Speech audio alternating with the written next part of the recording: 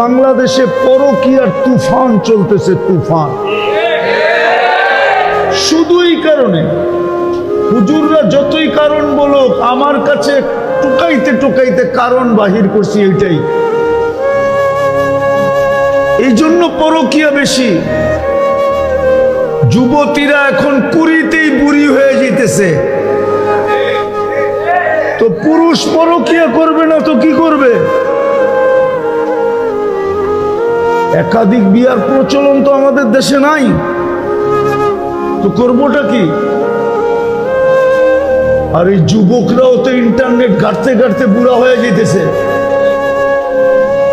ওগরে জিজ্ঞাসা করেন, ওরা আমার উপরে রাগ হয়ে যাবে, গাড়ি গুড়ি আটকায় দেয় কিনা আবার আল্লাহই জানে।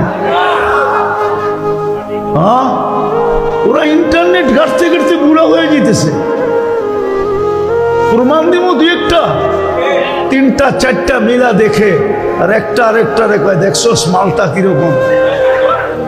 সাথে সাথে হিট বুঝেন, গরম হয়ে যায়। ঠান্ডা হয় কেমনে জানেন? মোবাইলের